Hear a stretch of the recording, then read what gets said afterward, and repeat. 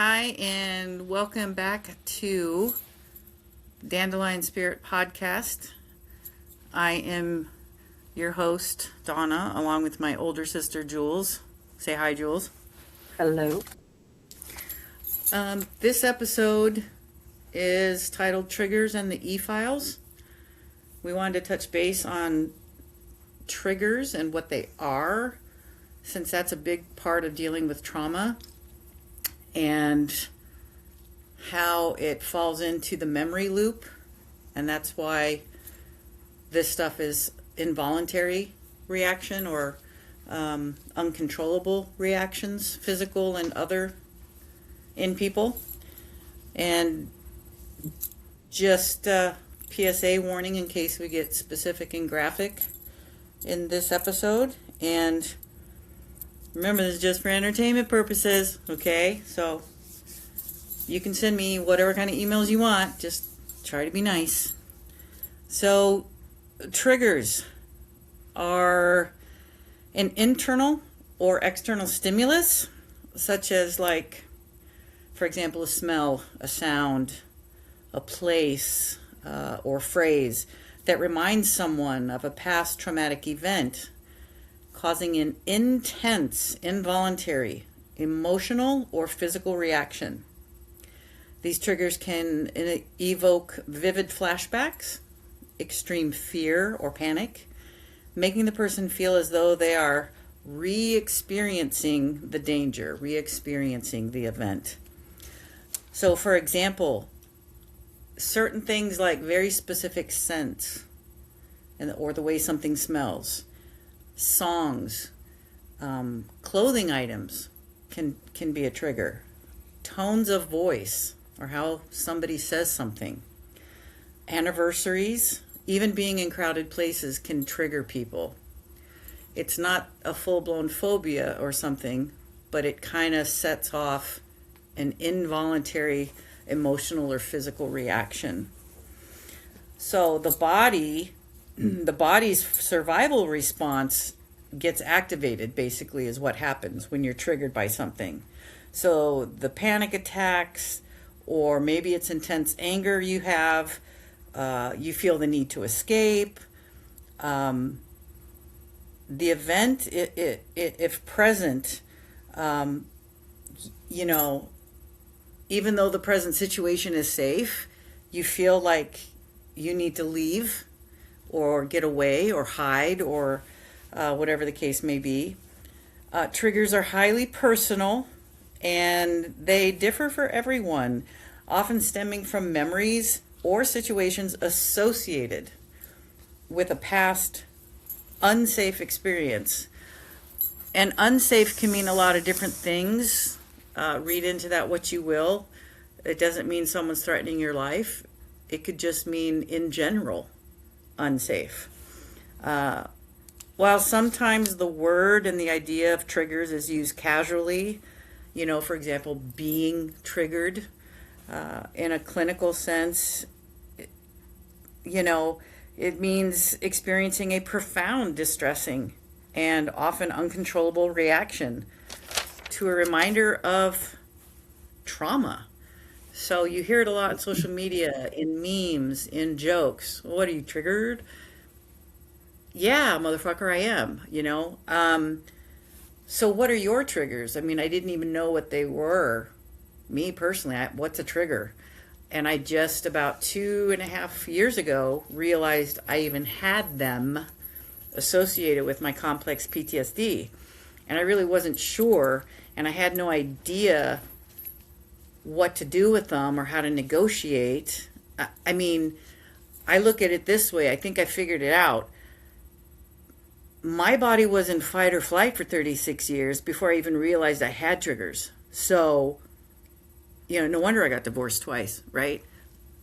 I never knew what triggers were. I didn't know what those moments in time meant when I felt out of control and really frustrated or got super depressed on my bipolar.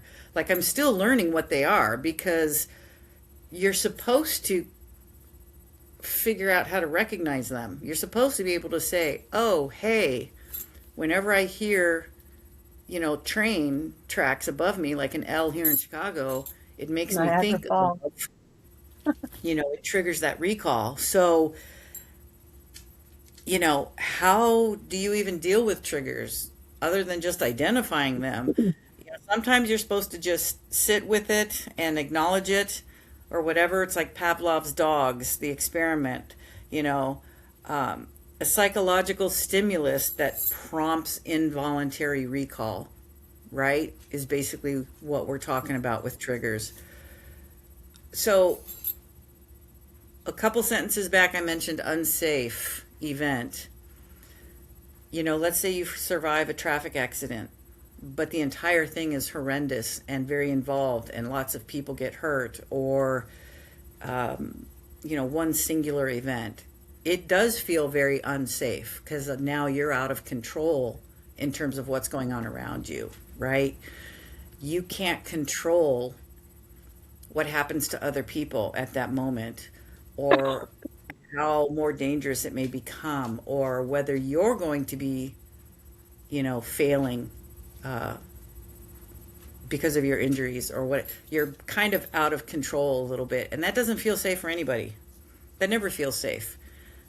Just like sexual assault and rape or any of these other things, you're not in control at all. So you really don't feel safe. Even though your life may not be threatened or imminent danger isn't lurking standing on the railroad tracks, you're not in control. And therefore, it feels really unsafe.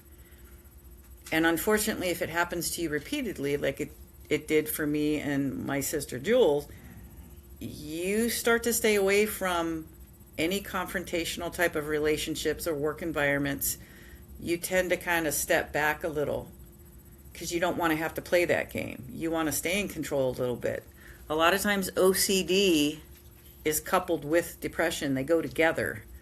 And it kind of makes sense when you understand that it's about control in the way that makes you feel safe, control in the way that the order and the neatness or the punctuality makes you feel safe and in control. So, we're going to touch on some of that today and kind of talk about what triggers can be and what we've gone through, so that maybe you get a little insight into what you might be trying to recognize as your triggers, or why you have a bunch of them, or maybe why you only have one, and how to deal with it, right? Like, I never thought sitting in a restaurant or an office or anywhere with my back to the door was such a big deal. All I knew is I fucking hated it, and I couldn't stand it, and I couldn't sit still, and it drove me nuts.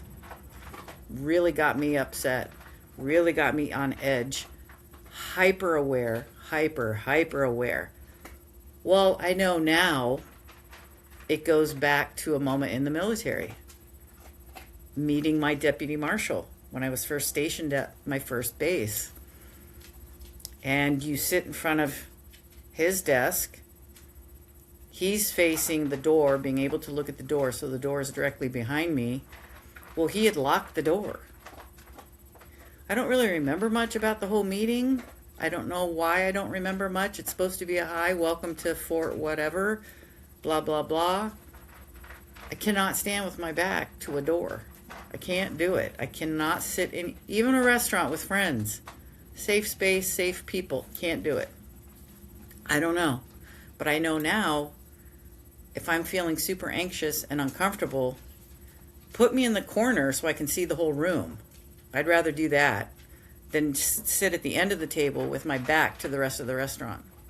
I can't do it. I cannot. Yeah, it's like a trigger when somebody automatically wants to sit me like that at an eatery or something, or I end up being late to the party and I end up sitting at the end.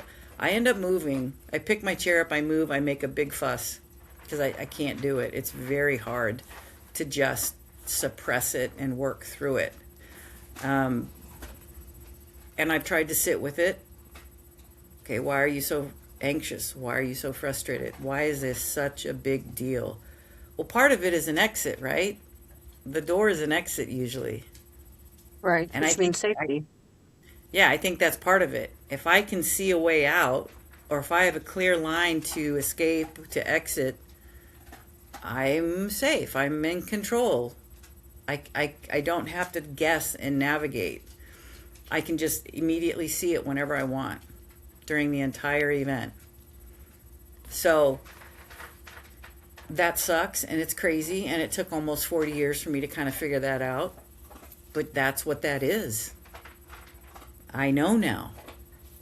Even if I'm in a group at college, get in a circle with your partners. If I'm in that circle, I can't have my back to the door of the classroom. It was weird for me. It was hard. It really bothered me the entire time. Now I know why. And I can pretty much link it to that event, even though I can't articulate the actual event or trauma associated with it. I just know that the first time I felt that way was when I met my deputy marshal at my first duty station in the Army. That's all I know. So it might take you some work to get back there, but it is worth figuring out what your triggers are, because then you can kind of learn how to not so much avoid them, but deal with them. Right? Right. Have a Jules, did you strategy say for you them. were, yeah, like one of your triggers was whistling? Right. Yeah, I What don't was even that let the one? kids whistle. So it used to make me just incredibly anxious, and I didn't understand why. Because people whistle all over the place in various places, and it would just be like I wanted to tell that person, dude, stop. Like, stop whistling. And I was like, what is going on? What, And it brings, I don't know that necessarily the two are connected I'm not sure that, let me rephrase that, sorry. I'm not sure that the whistling is connected to the event that is triggered, if that makes sense. I don't know that it does. I think the Yeah, whistling is connected to the person, and for some reason, I have the feelings of that event and the whistling. It triggers it for some reason, and it's taken me a while to kind of why, like, because I kept thinking something happened while someone was whistling, but no, it's no. not Maybe was it a right. precursor? Was it preemptive? Well, what helped me ironically is I have a friend who goes to NA that had an addiction, and we were talking about this and that, and he had kind of an unusual trigger. And he's like, some of my triggers are obvious. If you shot up dope, then, you don't want to watch a movie where they're getting high, shooting up dope. Or if you're snorting Right, cocaine, you don't want to watch a movie. He's like, because that was like, oh, bro, I said, oh, okay. He goes, but sometimes there's a ritual to it you don't realize. He said, sometimes there's certain things that happened more often before this event that is not good happened. And it was kind of interesting. I never thought of it that way. And so he said, and sometimes because our memories, you have either bald spots, blank spots, or you're not really sure, or you were a kid, so it's filtered through a funny, I yeah, only had 7 years of experience on Earth compared to whatever. He goes, sometimes there's kind of a smush. And so when I thought about it that way, I was like, well, yeah, that's the first person I think of when I don't think of other people or other things. And the feeling I get is the same as these events where I was punished. So that's just how it connected for me. But it took some time to kind of like, to me, it was like, that doesn't make sense, and maybe I was trying to make it logical, but you're not, you know, things aren't logical sometimes because they're psychological. So it just took me some time to say, wow, that really bugs me, you know, and why does that bug me? Like I couldn't really, connect it. But once it was connected, then I was like, okay, so I get this feeling, I get this anxiety. And so, I'm better prepared now and can kind of deal with things in a different way. But it took a while to kind of figure that out. Other times I've been triggered without knowing it, if that makes any sense. So, yeah. um, yeah, I had an instance where my now ex-husband was simply just pulling off his belt, come home from work clothes, and it just immediately just woof, that was my dad. So, I mean, it was just a weird kind of almost Now, out of body, dizzy, woo, just boom, like, and it just freaked me out. And he was I like, have oh, what. And I I would have have a never, very similar yeah, reaction. I have a very similar reaction to belts when I hear that coming out of your belt loops. I don't get as panicked or whatever. I get very still, very quiet. It's like I freeze, like if you're a kid no, playing freeze tag. But we used to get beat with the belt whether you were at fault or not. right. I remember And I getting used to beat. hide in the Just, beginning. I would yeah. hide. So in the beginning, I would hide. I would hide behind the chair. I would hide. I don't know. I was a kid. Um, and so he'd have to find me, but I got my fair share and everybody else's, I think. So, Yeah, well, like Steve would get in trouble all the time. And since he's only 1 year older than me, and I was never allowed to go anywhere or do anything unless I'm with my brother, I got beat for shit he did so many times with the damn belt. And you got it totally different as well because you were the oldest. So you even got it a lot more even before we were born. So it's kind of like, okay, a belt, whatever. Yeah, got it. But when a physical beating like that with an item happens so regularly and you don't even have clarity as to why, Lord have mercy. That even yeah. people telling me they got spanked once or twice as a kid, I'm like, ooh, you got spanked? I'm sorry. That's the first thing that comes to my head. But in terms of like a belt, right? I have one friend I've met in the entire existence of me who would get hit with the belt. And they would talk about it like, I think my parents thought it wasn't their own hand, so it must have been okay. And this is a Hmm. friend who only got hit like once with the belt. We didn't get hit once. It was a licking. It was a lashing. It was a whatever the fuck you want to call it. That's what I remember, right? It was I'm mad about it until I'm less mad about it Until I'm less kind mad of about it. situation. They felt like they really vented on us. Maybe they were frustrated, or maybe they had a better, well, you know, I don't know. But I Well, mean, we definitely felt the fury of the hatred or the whatever it was coming through. well, that's like rape and sexual assault. It has nothing to do with the sex part, right? It's about power and anger. Right, dominance. It's about dominance. So for me, a lot of the triggers evolve around language or tone of voice. Because the sexual assault and all that stuff happened since I was 5. So I dealt with that most of my life. So for me, it's definitely how you say it and some of the words you use. Because it doesn't always have to be nasty words or mean words, it can just be a certain set of words, right? Like I cannot go to the register at the pharmacy and check out a certain guest anymore, a certain customer. Can't do it, don't want to do it, don't force me to put myself in that situation. I don't want to be around that language anymore. Coming from a man, I don't want to. I cannot be quiet when women dismiss the man. Well, Donna, I don't know if he really meant bullshit. I refuse to accept your submissiveness to this behavior. And people It's get kind of patriarchy. flustered. They don't know Yeah, any better. I They've been refuse taught to. that it's okay. They've been taught that it's okay. I was taught it was okay. I was Yeah, taught to be absolutely. quiet, Boys will be let it boys. go. Now I can't let it go.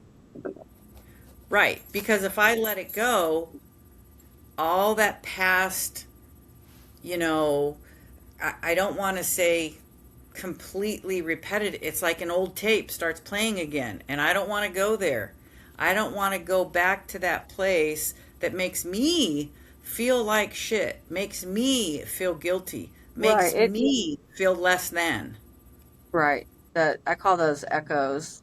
It kind of feels Yeah. like that trauma. You kind of get this wave of, oh, yay, I remember all this kind of moment. Yeah, it's bad enough to have a brief flashback and have a panic attack and then you're over it. It's another thing to be pulled all the way back like a prisoner handcuffed. Can't leave, sit in this room, you're going to listen and follow this whole tape all over again.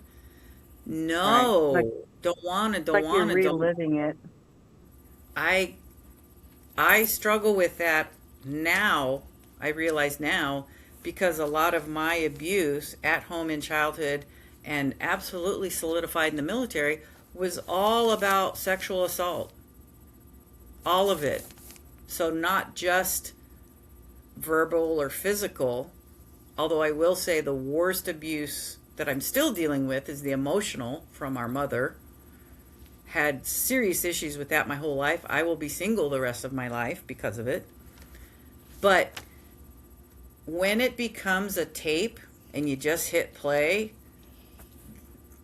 that's when you know you'll never heal from it. You're just going to have to figure out how to deal with it. So now I put my foot down. No, I'm not going to go to the register and help that customer anymore. I refuse to be that close to it anymore. If I can say no, guess what? Now I say no. Because before, I never said no. I dealt with that asshole customer or whatever. Or I just kind of was quiet to the coworker who got too close all the time. Did you 'Cause not that's what we're. realize that you could say no? No, no. Never occurred to me because when I very first tried to say no or push people away, I was very, very little. And then the second time I tried to say no or push men away, I was in the military and I was 18 years old. Right. So I'm kind of like, both times I tried to really put my foot down, it didn't work. So is it never going to work again? Like, is this just going to keep happening to me? I just had a neighbor a year and a half ago. I'm 58 years old. And he's sexually harassing me and following me and trying to put hands on me the entire, 6 months I tried to fight this? Yep. What the fuck? And I still got no support or response from the police or property management or me saying no. I finally feel strong enough to say no or to step away, and it's still follow. So I moved. Shouldn't have had to move, I agree. really. But it's like this. Not only did I start to lose a little faith in myself and my own power and worth, but then the system failed me again, all over again, including police, who I could never get even a report from. They refused to write the report. And I think I called them 4 or 5 times. Even property management called them once, I think. I'm like 6, 7 times, and I still can't get a report. Wow. So yeah, I You still get wonder triggered. why. And I people don't always want it. say, Yeah. but people don't say anything. People don't come forward. Excuse me. Well, I think some of the reason some of the victims, some of the women or men in the Epstein files are kind of standing fast right now and really coming forward is because they've kind of found their voice. Like me, I feel like I kind of finally found my voice, even though I can't get, reciprocation in a more positive way yet. They kind of found their voice and they're kind of like, fuck you, no. Yes, this really happened to me. Because I was in denial even with myself for years. No, whatever, maybe it was just a bad memory. Well, no, it's not a bad memory, Donna. You go to bed every night with the face of your rapist. I got to go to bed with that every night. Yay. I go to sleep with them every night. Yeah, but you need to get over that and you need to move. I have moved on. I have chosen to live and not commit suicide. And I have chosen to get married again or have babies or what. Yes, I've moved on. Tried to Thank you move very on much. with your life. Yes. But But I that's something still, that I don't think people understand how deep, you know, they always say, oh, sepia, really? And I'm like, yeah, it's in my marrow. It's way right. deep in there It's because it it's like was a long time. it's like going to bed seeing the face of your rapist every night. You can't disconnect from it. I walk around all day long pushing away my mom and dad's voice calling me a piece of shit, laughing in my face about wanting to go to college. Like, I'm constantly pushing that audio tape away. It sticks with you. I Yes, very hope and persistent. pray. I hope and pray that most people have to deal with only one trauma or event. God bless you, you know. But if you grow up with chronic or complex, post-traumatic stress disorder, you can't really heal from it. You just try to figure out ways to deal with it. Even military, even the soldiers who come back and have PTSD and can't seem to get over it, it's because it was repetitive. They didn't do just one tour. Maybe they did two or three. It becomes chronic. It becomes more of a complex reaction. A lot of them end up committing suicide, unfortunately, because they can't heal from it and get over it, quote unquote, like people kind of want them to. Get a therapist. Okay, what if therapist number 4 still isn't the right one? Do you keep going to therapist number 5? What's the And real there's answer no there? solid support system there for them. There's no, Correct. We you have no know, solid, consistent support we used to because get I'm part of guys that. come into the tattoo shop, get a USMC tattoo, get deployed, come back, and they wanted a religious tattoo. Yeah, And I was like, yeah, because it's a whole lot different when you think you're going to die.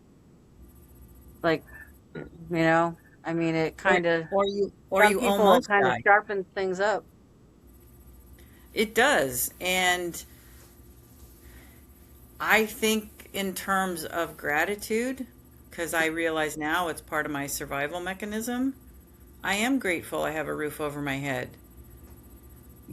Instead of being triggered when I open the fridge door, I don't feel quite so triggered anymore if the shelves are a little empty.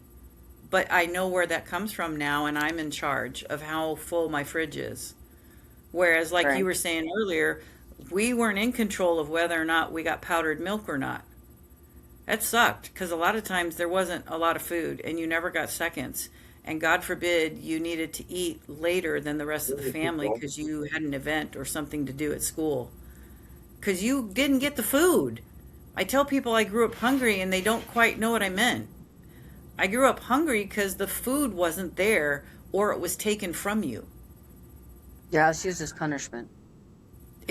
Yeah. So when I would open the fridge, especially as an adult or as a single parent, and the shelves look a little empty, I would hyperventilate for a second. I got a little nervous. I got a little weird. And that's when you go to the pantry and you double check. Okay, I got enough cans of soup or enough flour or so I can make something, you know. I don't want my child to open their drawer that I would try to make for them and it's empty. Their snacks, their fruit. Eat whatever the hell you want whenever you want. You will not be hungry on my watch. When it's empty, let me know. I'll figure something out. My Well, I drawer's think, always empty. I mean, but do you know what I mean, right? right. For me, I it's mean, actually being hungry. So that's a harder battle for me. I'm getting better with it, but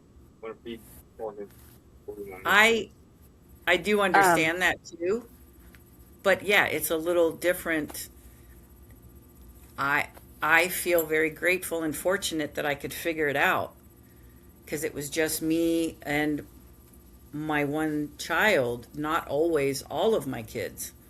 There were moments with all of my kids, though, and I thought, damn, my sister Jules is measuring milk so she won't run out. Maybe I should do that. When Hey, the it kids were worked. little, remember? Um, Yeah. Community space, man. They all work together. Told you, I've done a yeah, lot of heavy lifting. That's why yeah, anybody that wants to say, I want to hear it. My kids are all good. My grandkids are fantastic. I don't want to hear it. I don't yeah. want to hear it.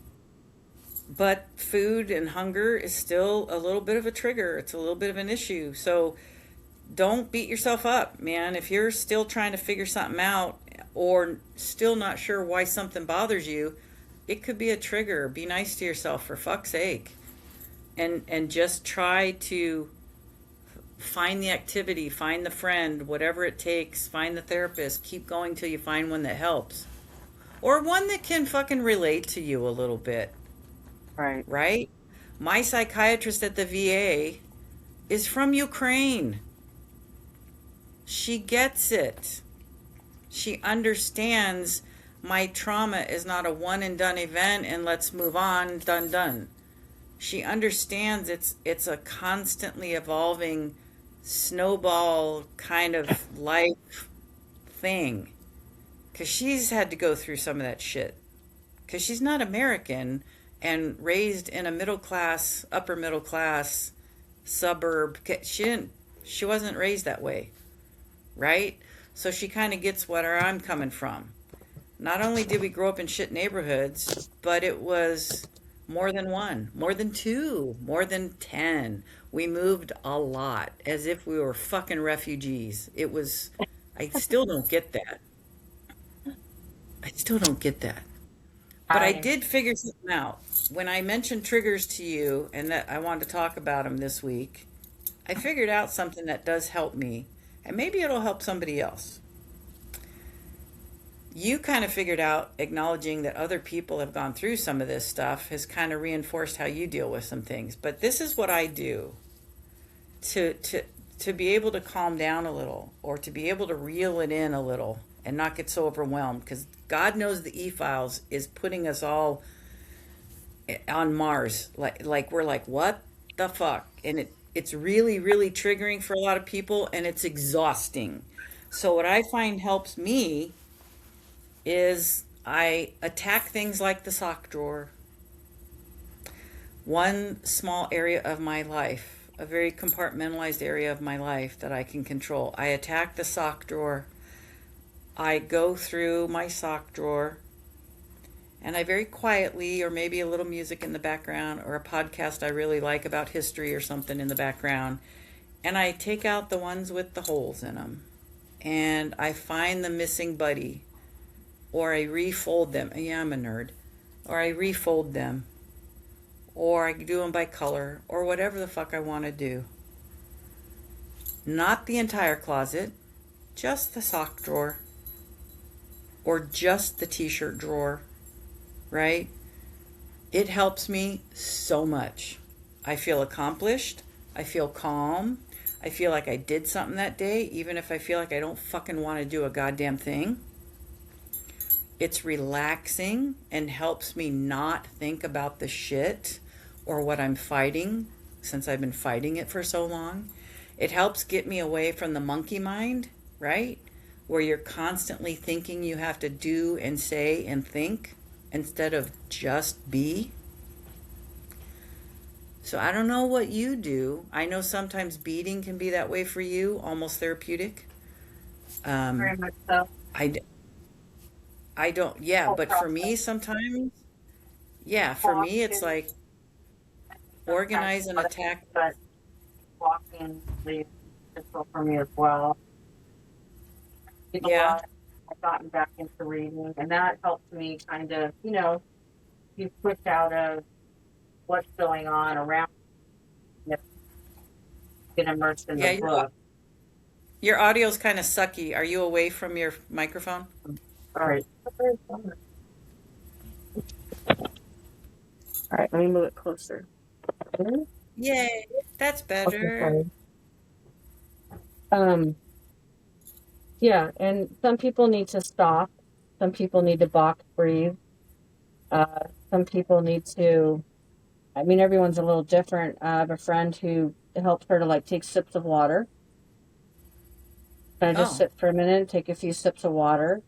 Um, so it depends. It depends on where I'm at also and what I'm doing.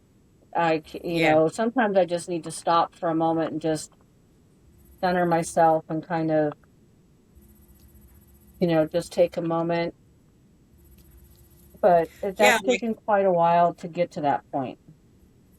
I didn't Mm. know how helpful box breathing would be for me, but I have to like be in the back corner of the pharmacy where no one can see me, facing a wall with the light off to do it. Oh, I okay. can't just randomly do it wherever, whenever, and it helps. Like you said, I kind of have to take that moment if I'm at Good. work. Okay. It's Yeah. much easier for me to do some box breathing around the apartment or whatever when I'm home. That helps.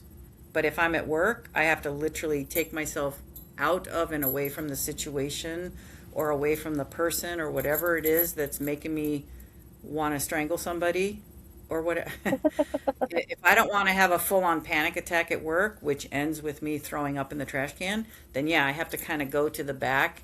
But the box breathing for me, I use the four in, four hold, four out. Other people say, well, that's wrong. You have to do 7-3 and 5-8. And this, I'm like, whoa, No, whoa. no, no, no. Whatever Just pick, works. just pick one, whatever Right. works. Exactly. I probably think of the four because it's similar when I'm swimming.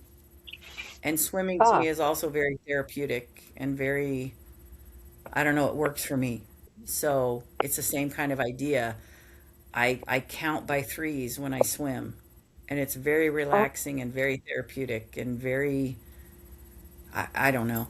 But yeah, you gotta, if I'm feeling really overwhelmed and really sucky and hate the world and fuck this, fuck that, I hate you, Trump, or whatever is going on in your life, like with the e-files right now, I will do things like my sock drawer.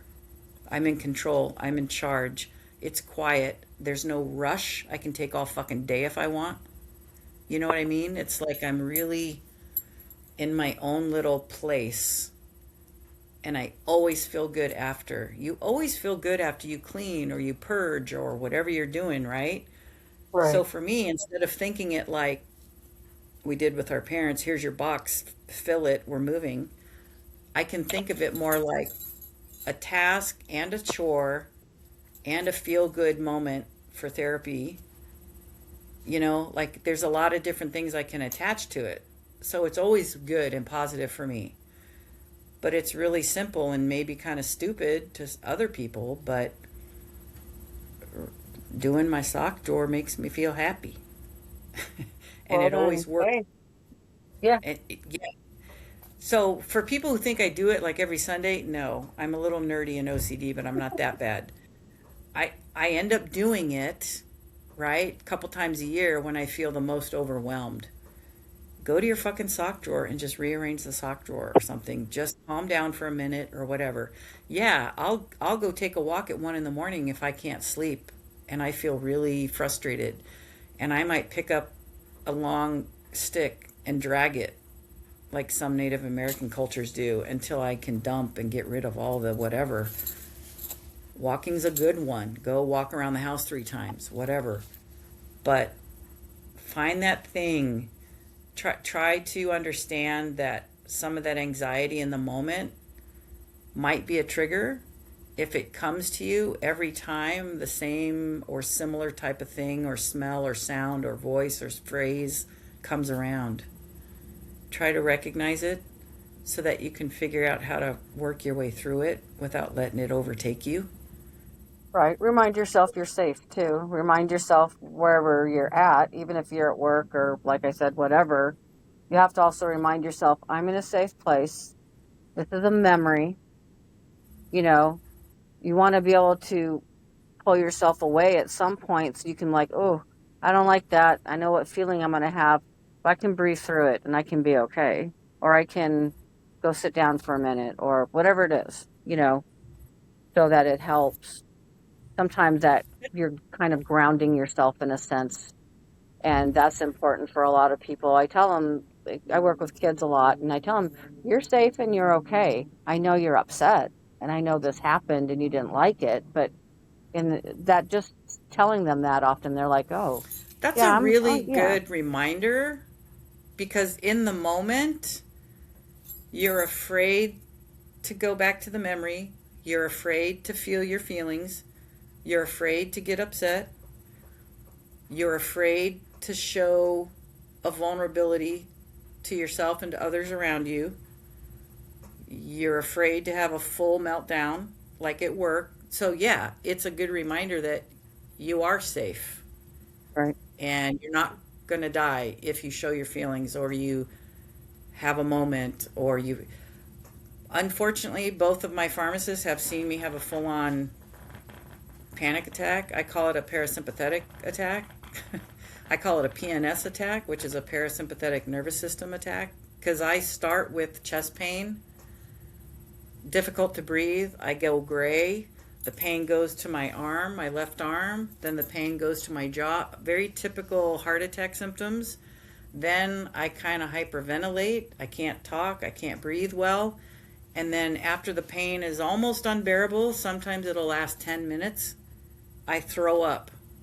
Then I'm okay. Now I know it's a full-on panic attack.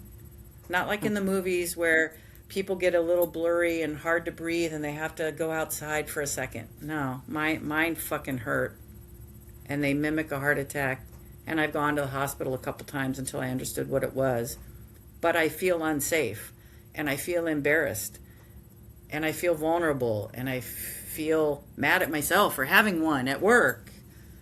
So trying to remind myself, stay calm, it's okay, which is kind of how I talk to myself. Super helpful. Don't forget, you are safe. You know, it's like when we tell boys, it's okay to cry. We're not going to judge you. We're not going to beat on you. We're not going to... It's the same thing when you kind of get that trigger and you start to feel that some kind of way. Just remind yourself you are safe, first and foremost. But yeah, try to recognize what they might be so you can kind of work through it and figure out what works for you. And we'll go over some of this stuff again because there's more to share. But if you guys do have a question or have an idea you'd like us to explore or a topic, you can always reach us at dandelionspiritpodcast@gmail.com. And we will have some guests on the podcast in future. And yeah, so until next time, we'll say ciao for now. I'll say doksha. Protect your spirit. Protect your spirit for sure. And we'll see you next time on Dandelion Spirit. Have a good one, y'all. Bye.